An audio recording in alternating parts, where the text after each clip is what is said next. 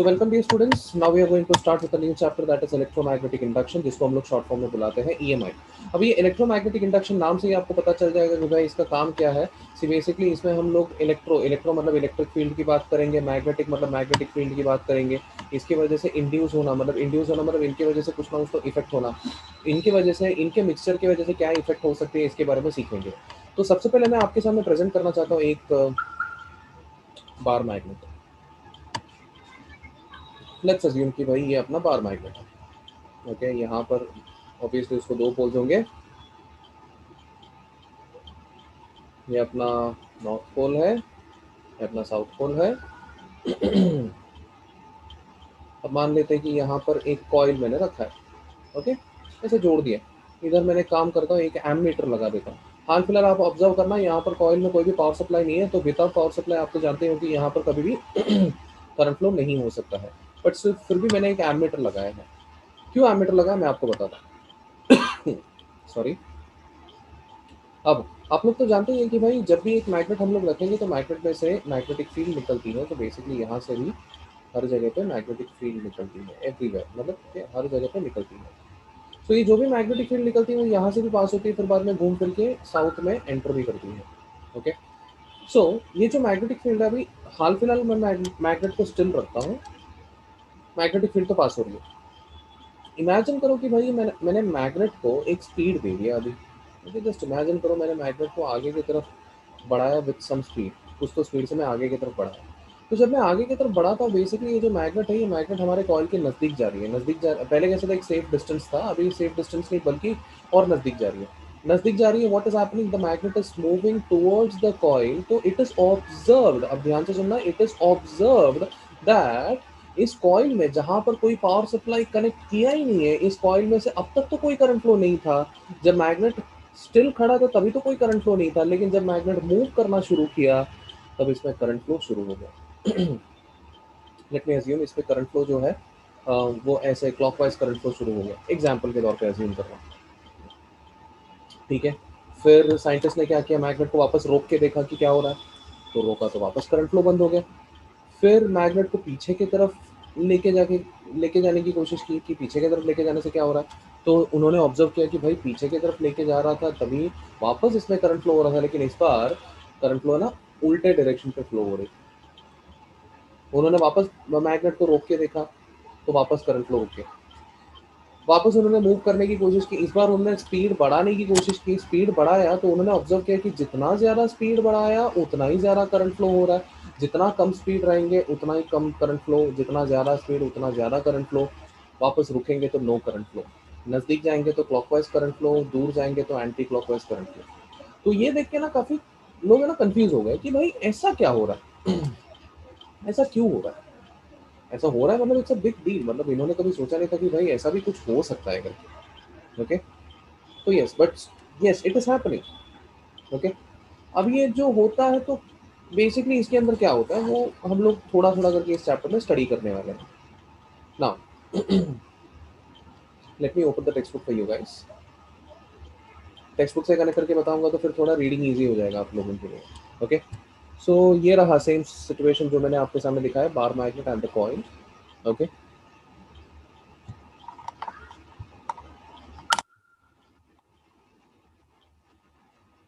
Basically ये experimental जो है ना, ये एक्सपेरिमेंट फैराडे ने किया था। फैराडे ने उसको कैसे समराइज किया देख लेना। First point, when a magnet approaches a closed circuit consisting of coil, it produces a current energy. This current is known as induced current. मतलब बेसिकली वो करंट है ना नेचुरल वे से जनरेट नहीं हुआ, इसके मूवमेंट की वजह से उसमें करंट फ्लो हो रहा है, इसी वजह से। एंड वो करंट है ना देखो परमानेंट नहीं है, टेम्पररी है, जब तक मूवमेंट है तब तक है। मूवमेंट की स्पीड के अनुसार वो करंट भी चेंज हो सकती है। So it is totally dependent on the movement of magnet.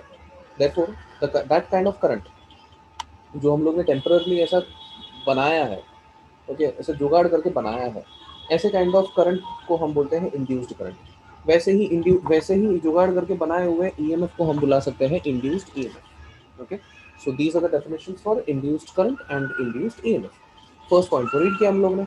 अब सेकंड पॉइंट रीड करते हैं। When the magnet is taken away from the closed circuit, I am so sorry for the disturbance around. मेरे घर से नहीं है वो आवाज़, इट सीम्स मेरे बाजू वाले मतलब मेरे सोसाइटी में second point, when the magnet is taken away from the closed circuit, the current is again produced, but in the opposite direction, जैसे मैंने आपको बताया। Third point, if instead of magnet, the coil is moved towards the magnet or away from it, it induces a current. It produces an induced current is produced in the coil। जैसे कि मैंने बताया, नज़दीक लेके जाओ या दूर लेके जाओ, करंट तो आएगा। If polarity of approaching or receding magnet is changed, the direction of induced current is also changed। जैसे कि हमने ऑलरेडी डिस्कस किया। अभी देखो, हमने डिस्कस किया कि भाई मैग्नेट को नज़दीक लाने से एक डायरेक्शन पे घूमेगी, दूर जाने से दूसरे डायरेक्शन पे घूमेगी। अब ये मैग्नेट को नॉर्थ साउथ को अगर एक्सचेंज करके उल्टा भी अगर नज़दीक लेके आएंगे तो वापस उल्टे डायरेक्शन पे घूमेगी। मतलब पहले नज़दीक लेके आने पे अगर क्लॉकवाइज घुमा, मैग्नेट को उल्टा रख के नज़दीक लेके आने पे एंटी क्लॉकवाइज घूमेगा। So that's what they are trying to say. Polarity को रिवर्स करने, पोलैरिटी मतलब ये नॉर्थ साउथ, पोलैरिटी को रिवर्स करने पे भी डायरेक्शन चेंज हो सकते हैं करंट के। Okay, the magnitude of induced current depends on the relative speed of the coil with respect to the magnet.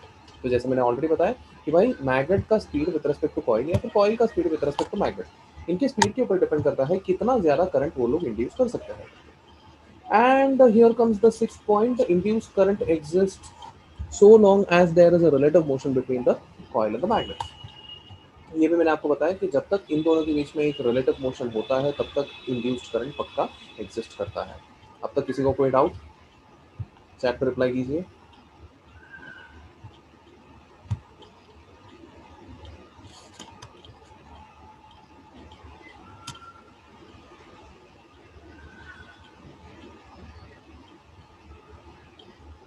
Okay, that's nice, so far so good, very good very good.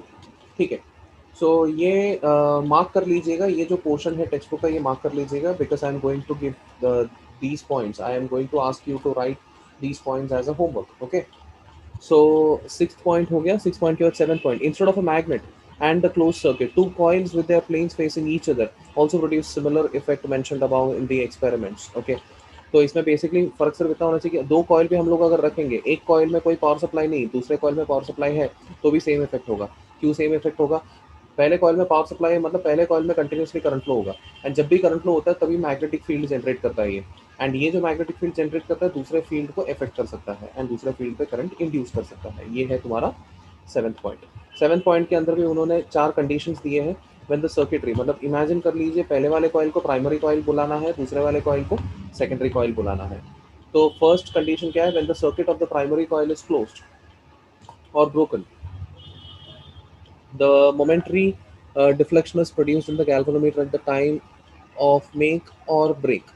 The circuit is closed and broken or broken, the direction of the deflection of the galvanometer are opposite to each other। मतलब इन्होंने observe किया कि मान लीजिए कि current flow हो रही थी, करंट फ्लो होते होते अचानक से तुमने की रिमूव कर दिया, ये की रिमूव कर दिया, तो क्या होगा? करंट फ्लो बंद हो जाएगा। करंट फ्लो बंद होगा तो क्या होगा? मैग्नेटिक फील्ड जो सर्टन वैल्यू पे था वो जीरो पे चला जाएगा। तो मैग्नेटिक फील्ड एक सर्टन वैल्यू से जीरो पे आना मतलब वापस मैग्नेटिक फील्ड चेंज होना।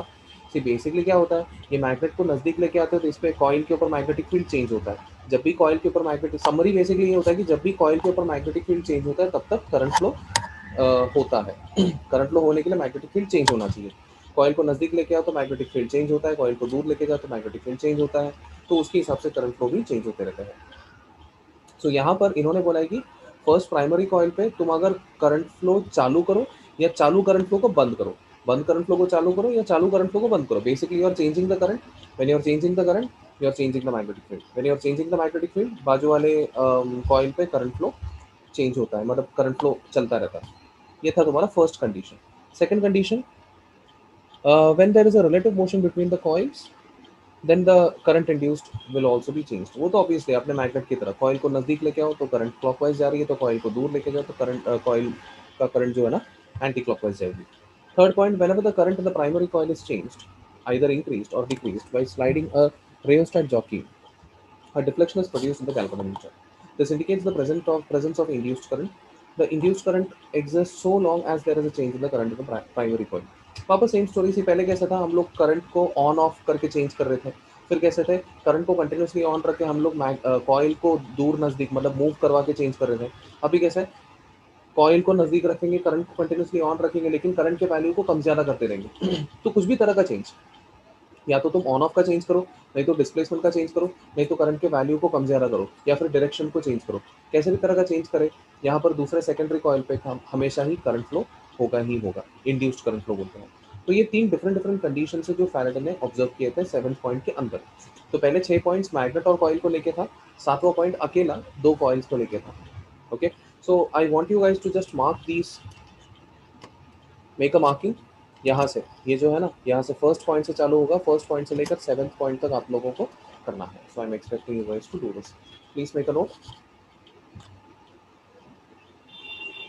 ये लिख के मुझे नेक्स्ट लेक्चर के पहले आप लोगों को भेजना है। लिख लिया सभी ने? मतलब नोट डाउन कर लिया कि होमवर्क क्या है करके? बाद में बोलना मत कि कंफ्यूजन है करके। अभी कुछ कंफ्यूजन है तो पूछ लेना।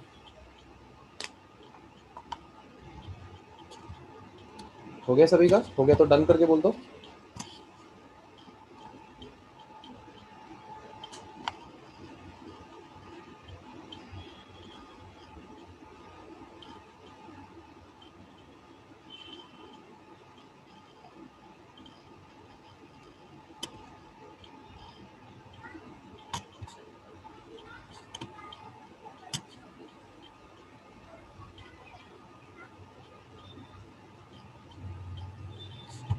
ओके, ठीक है।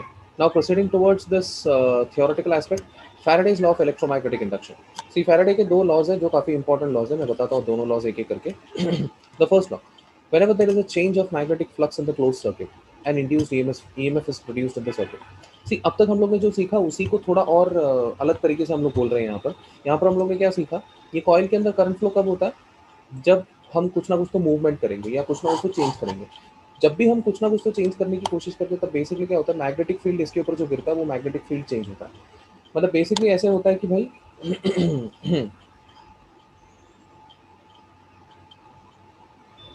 मैग्नेटिक फील्ड जब मैं चेंज बढ़ाता हूँ तो बेसिकली फ्लक्स बढ़ता है।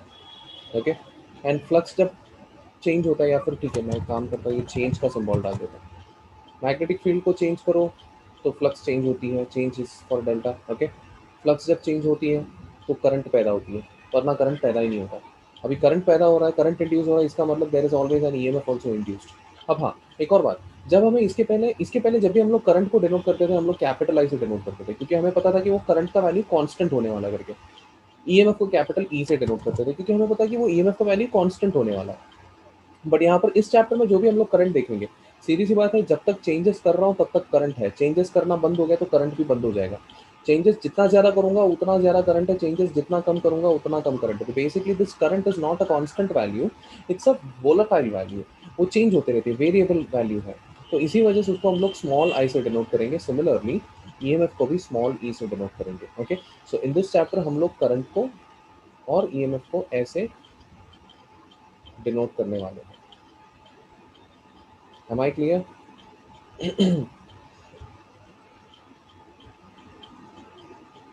या, सो बेसिकली समरी होता है कि भाई जो भी करंट होती है मतलब ईएमएफ होती है। जो भी ईएमएफ होती है क्यों हो रही है? It's because of the change in flux. Okay, so ये समरी है। तो ये बताने के लिए मैंने ये लॉजिक बताया आपको।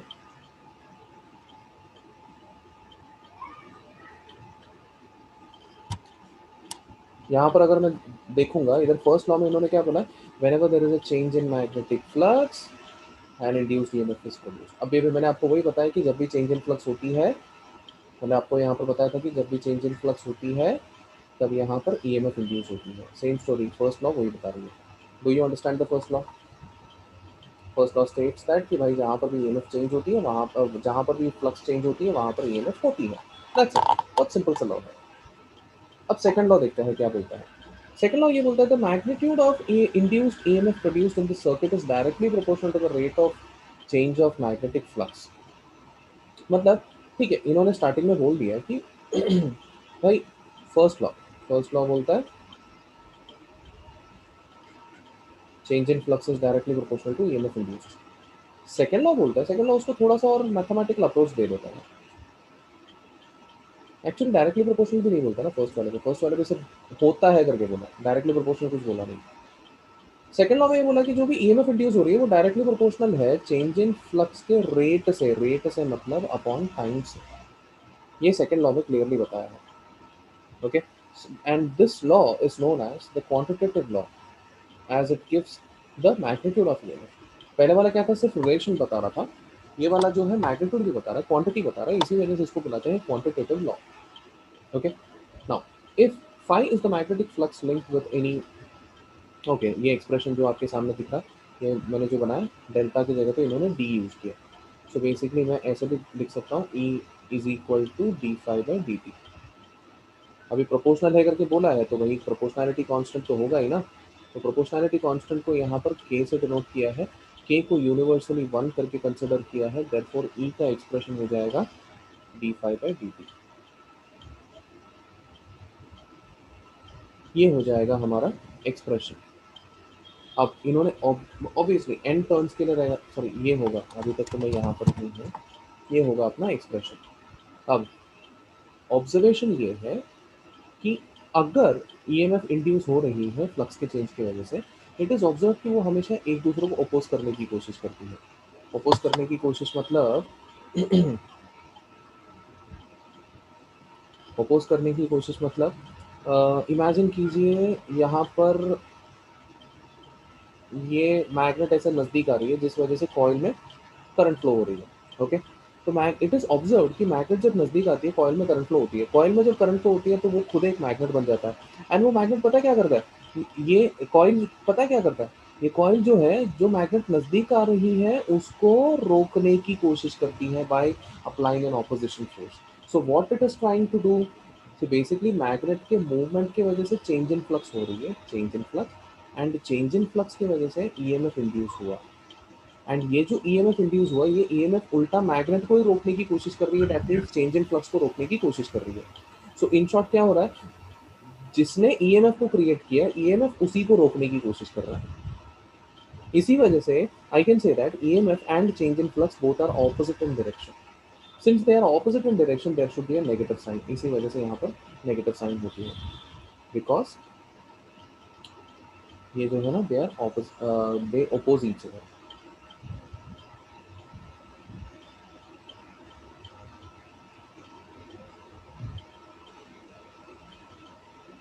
Do you understand this?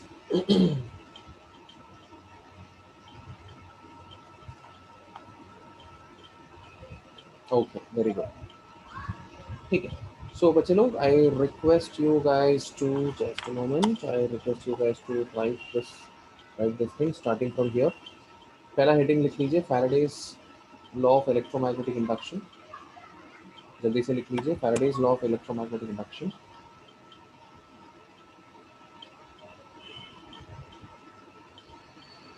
उसके अंदर लिख लीजिए फर्स्ट लॉ.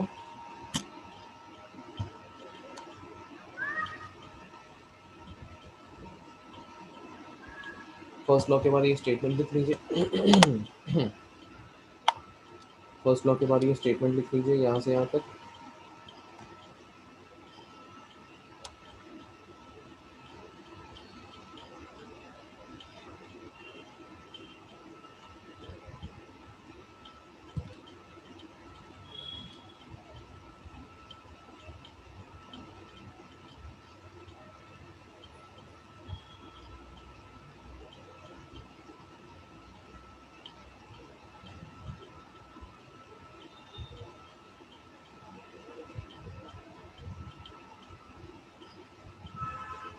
ये लिख लिया आप लोगों ने?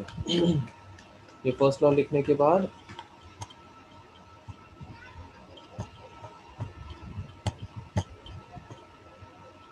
Just a moment.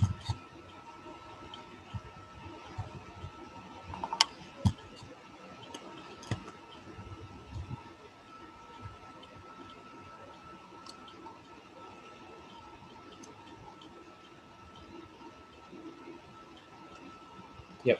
Second law लिख लीजिए प्लीज. सेकंड लॉ,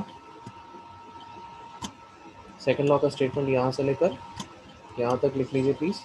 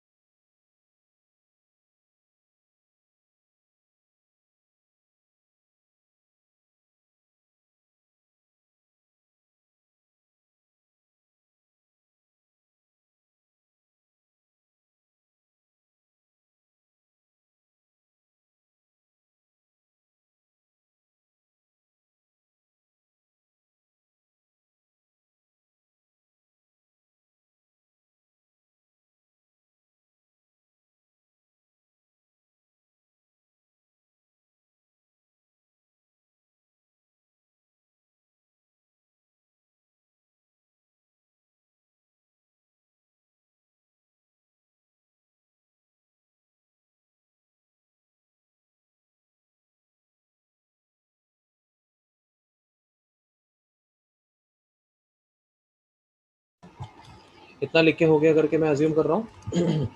उसके बाद यहाँ से स्टार्ट कीजिए, ये जो मैंने लिखा ना यहाँ से स्टार्ट कीजिए please. E is proportional to delta phi by delta t। उसके नेक्स्ट लाइन में E is proportional to d phi by dt। उसके नेक्स्ट लाइन में E is equal to k d phi by dt।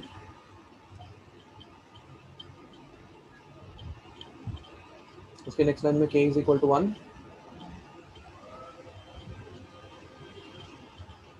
उसके next line में E is equal to d phi by dt।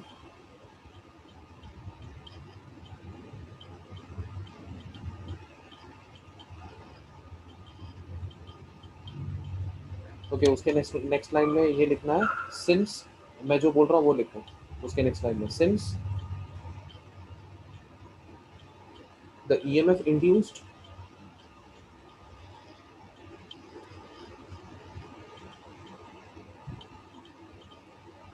opposes the change in flux।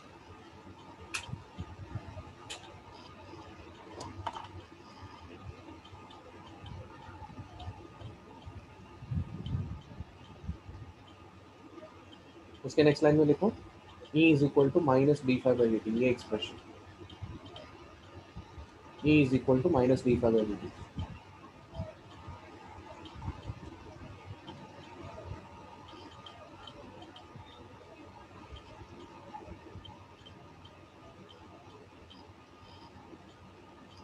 उसके next line में लिखो for n number of turns, for n number of turns, for n number of turns ये लिखो phi is equal to n times phi dash, ये expression लिखो और उसके नीचे ये एक्सप्रेशन लिखो।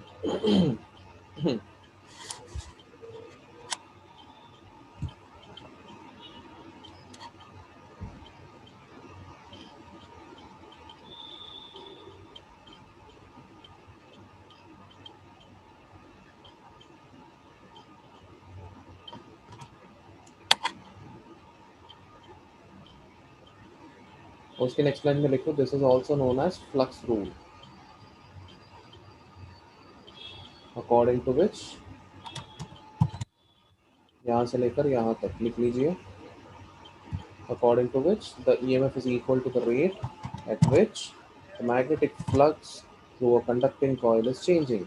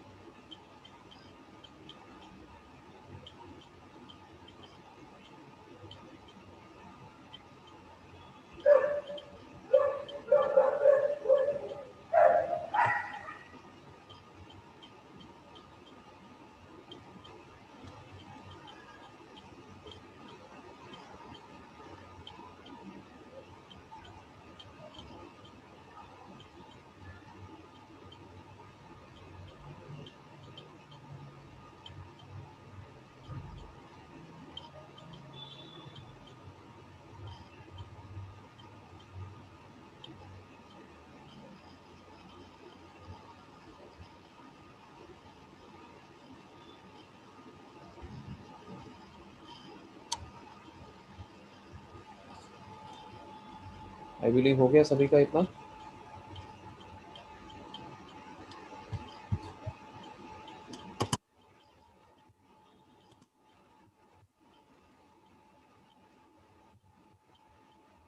उसके बाद ये पॉइंट भी लिख लीजिए, ये यूनिट से रिलेटेड पॉइंट है।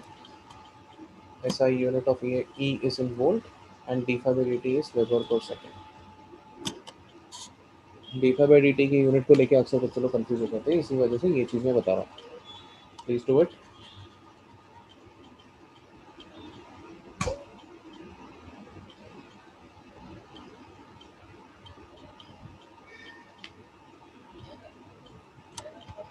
हो गया सभी का?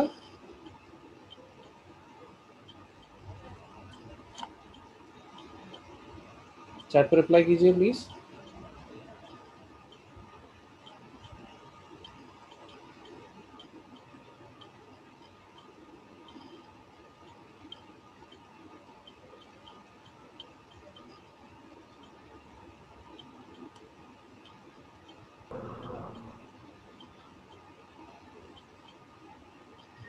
Okay, wonderful.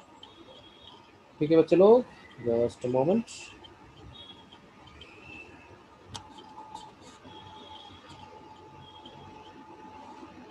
अभी लेंस लॉक के बारे में सिखाने का ही प्लान था मेरा, लेकिन 5 ही मिनट बाकी है ये एंड होने के लिए।